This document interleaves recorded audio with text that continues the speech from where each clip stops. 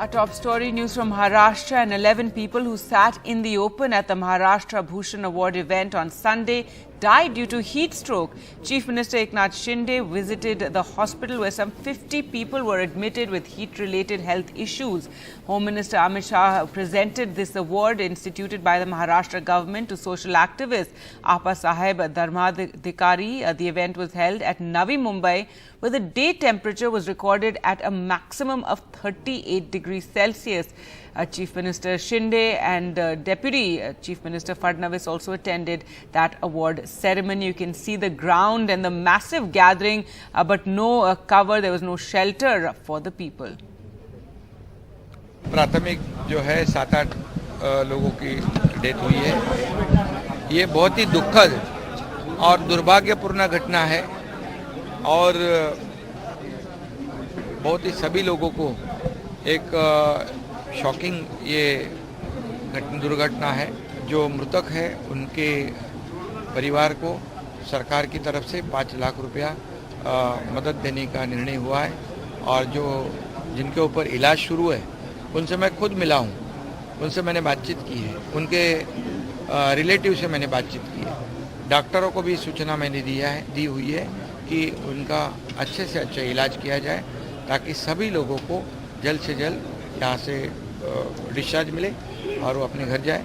इसकी पूरी जिम्मेदारी जो है सरकार ने ली हुई है, उनका पूरा खर्च जो है सरकार करेगी।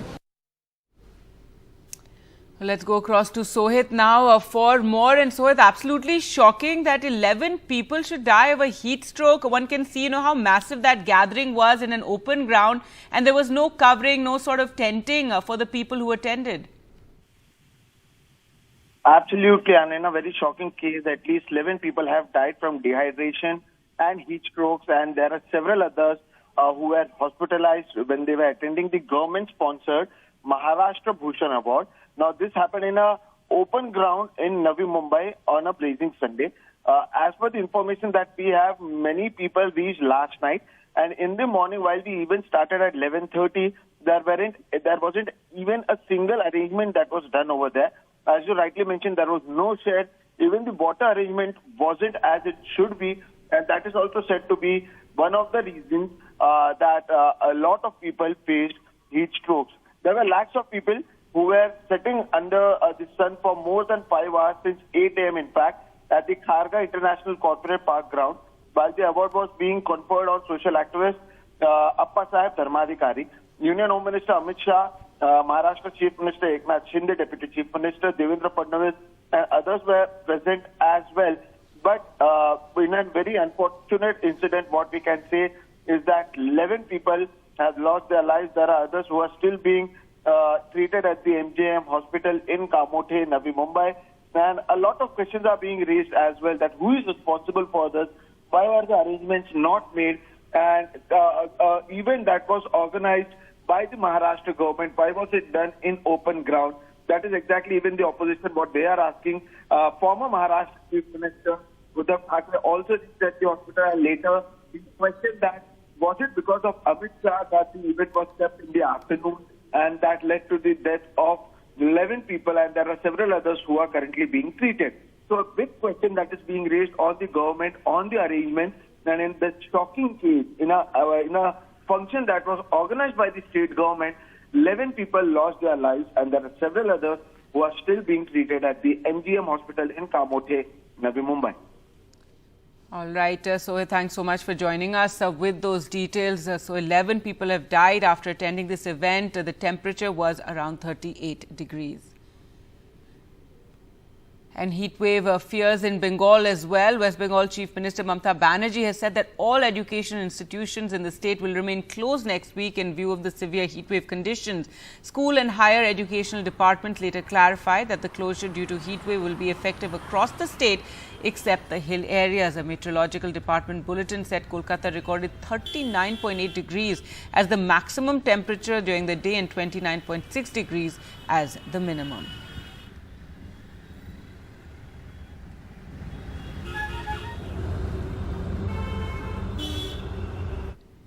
The three accused in the brazen murder of gangster turned politician and former MP Atiq Ahmed have been sent to 14 days of judicial custody. The next hearing in this case will now be on the 29th of April. The three attackers targeted gangster Atiq Ahmed and his brother at point-blank range while they were being taken for a medical examination by the police in Prayagraj, killing them late Saturday night. The three attackers, identified as Lavlesh Tiwari, Sunny Singh and Arun Moria, posed as journalists and shot the duo, putting the spotlight squarely on the UP police, with questions being raised about whether the UP police is incompetent or complicit. The UP police is facing massive flack for the sensational on-camera murder. The funeral took place in Prayagraj last night in heavy security presence. Let's go across to Vedant now for more. And Vedant, tell us more about the investigations. Also, there will be an inquiry that's been instituted by the state government. That's right. A three-member judicial commission has been set up by the Yogi government. And yesterday, in fact, it was a day of high-level meetings as far as the UP government is concerned.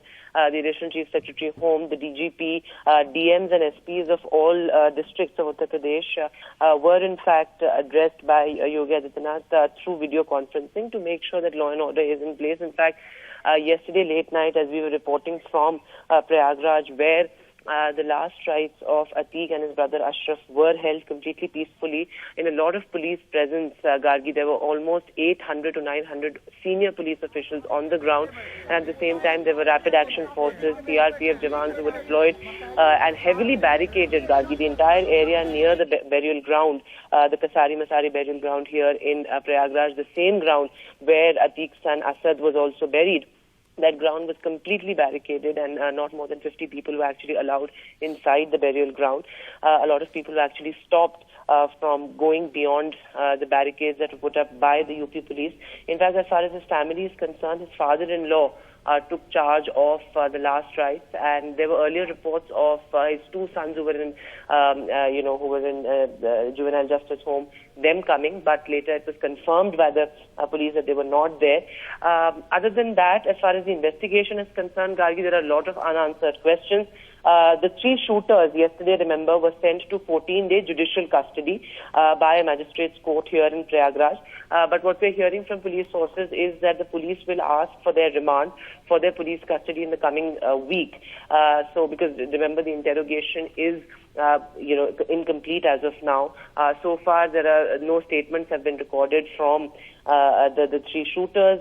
So far, the police are saying that they are contradicting their own statements. They are saying that they wanted to become, big gangsters, quote unquote, and that is why they executed this murder. However, the police are not believing this, and right now the focus of the police, Gargi, is to ascertain their background, their criminal antecedents, their criminal history, and also determine whether they have, a larger backing. Because remember, the weapons that the police have recovered, the pistol, it's extremely sophisticated. And what police sources are saying is that two of the three pistols, they can come only from across the border. So how did they get those pistols? So those are several unanswered questions that the police are seeking to get an answer of, and so they have been sent to judicial custody, and the police will be asking for their remand soon, Zaki. All right. Thanks so much, Vedant, for joining us with all those details. And as Vedanta was saying, UP government has ordered a high-level probe into the incident, and this is a three-member judicial commission which will investigate. Also, large gatherings have been banned in all districts of Uttar Pradesh. Atiq Ahmed has around 100 cases lodged against him, including for murder, attempt to murder, kidnapping and extortion. He represents the notorious UP phenomenon, the strongman, politician, gangster turned politician. आज जनाजे में आप लोग नहीं गए थे, क्या कहना आप कुछ कहना आईडी वो हम दे देंगे तुमको यार नहीं गए तो नहीं गए मेन बात ये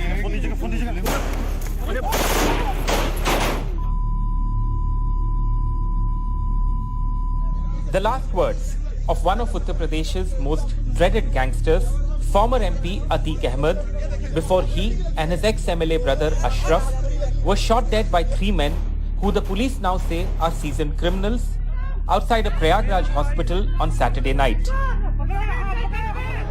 The murder took place just 3 days after a local court granted Atiq and his brother's custody to the Prayagraj police.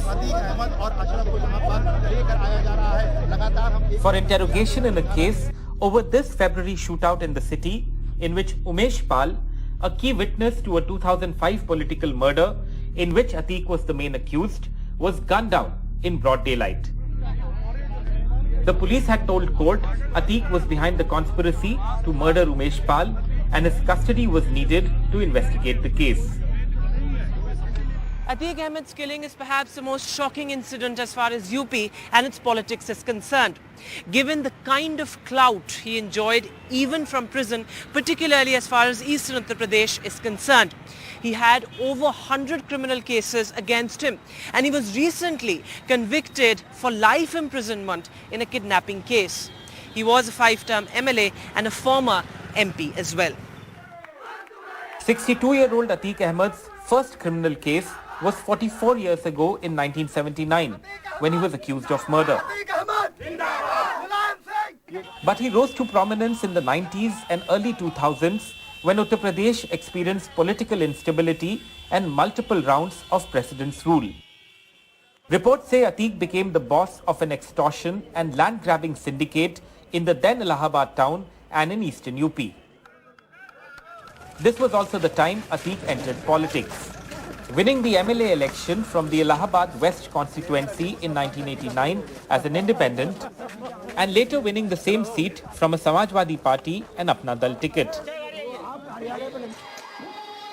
Atiq contested the 2004 Lok Sabha polls from the Phulpur seat, once Jawaharlal Nehru's Lok Sabha seat, and won.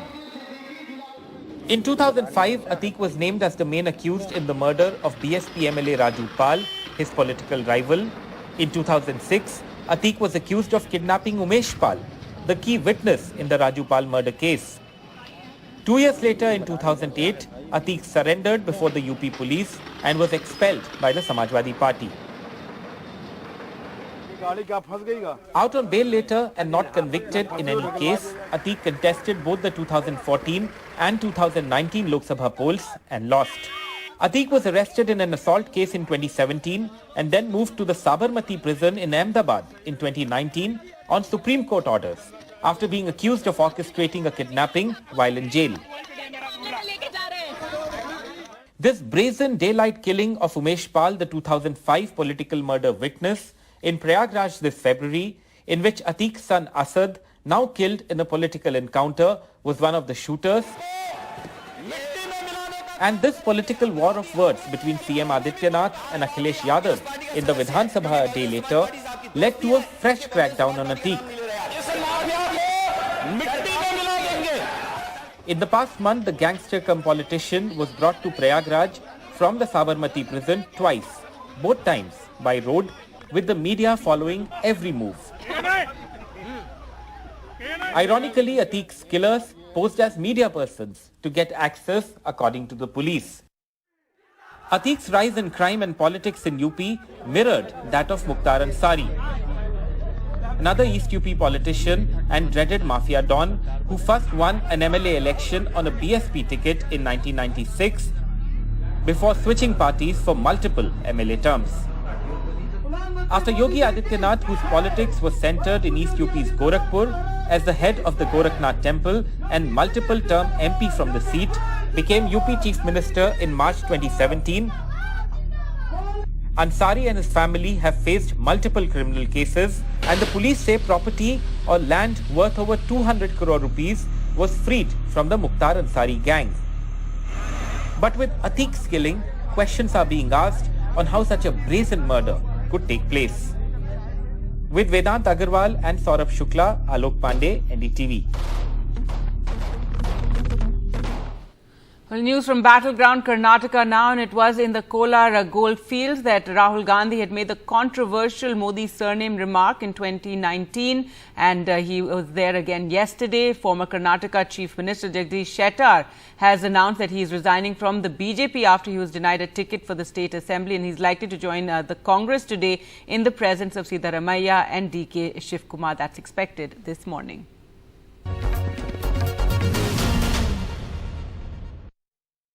People of Karnataka will not forgive Jagdish Shettar and Lakshmana Saudi. A visibly upset B.S. Yediyurappa, BJP's parliamentary board member and Karnataka's 4-time unlucky CM, openly criticized BJP stalwarts Jagdish Shettar and Lakshman Sawadee for quitting the party.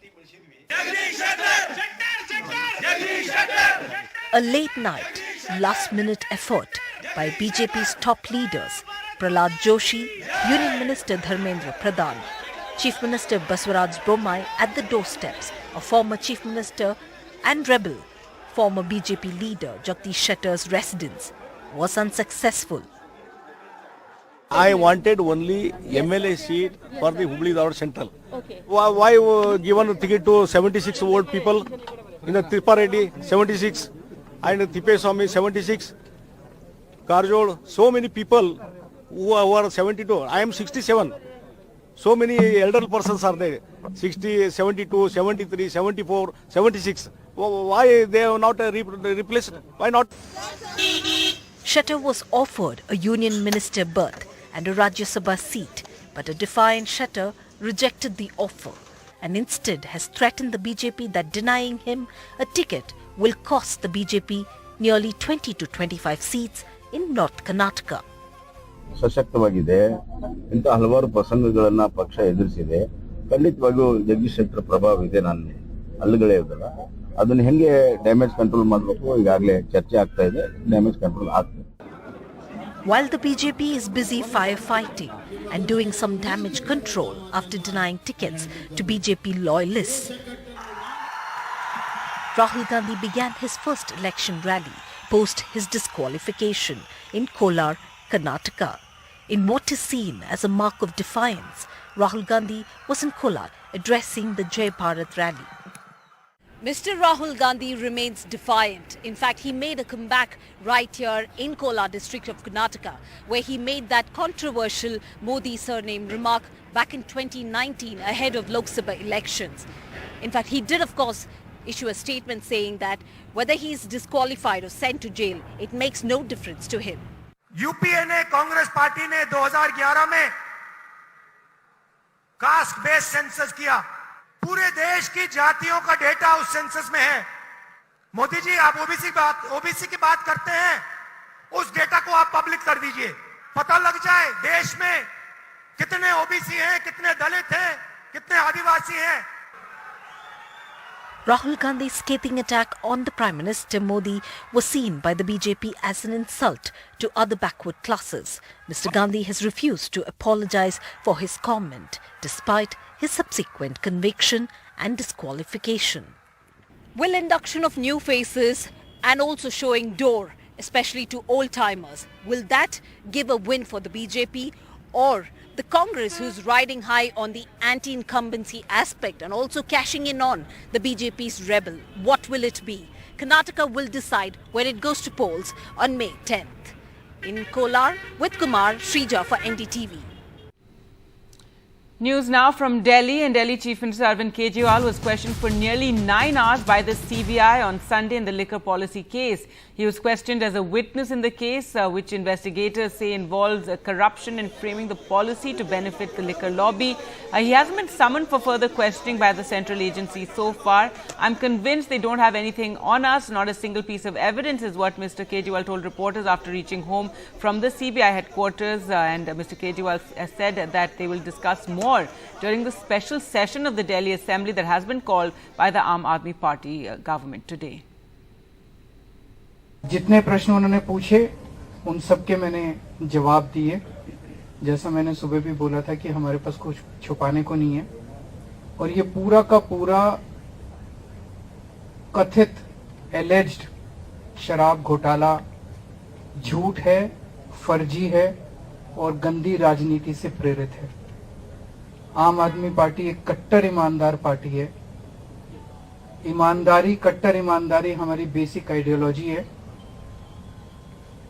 और किसी भी हालत में हम मर जाएंगे, मिट जाएंगे, लेकिन अपनी ईमानदारी के साथ कभी कॉम्प्रोमाइज नहीं करेंगे। और यही कारण है कि वो जबरदस्ती हमारे ऊपर कीचड़ फेंकना चाहते हैं। And a special sitting, as we mentioned, of the Delhi Assembly has been called today, but the Delhi LG objected to this session. In response to that, a Delhi Chief Minister, after coming out from the CBI headquarters, said that the LG should hire an advisor who has some knowledge of the law and the constitution. मैं चाहता हूं कि LG साहब थोड़ा सा संविधान, थोड़े से रूल्स, थोड़े से कायदे और पढ़ लें। मैंने बार बार कहा है कि कोई ऐसा एडवाइजर रख लें जिसको थोड़ी संविधान की जानकारी हो, कोई ऐसा एडवाइजर रख लें जिसको थोड़ी कानून कायदे की जानकारी हो तो अच्छा रहेगा।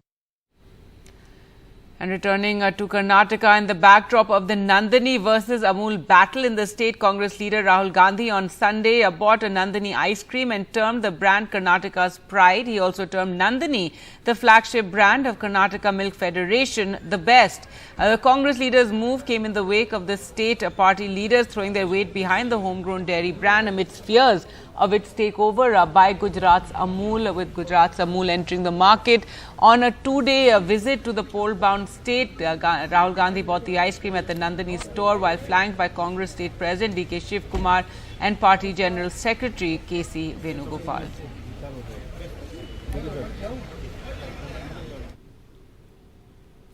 For that time for us to slip into a short break. On the other side, we'll get you all the IPL news.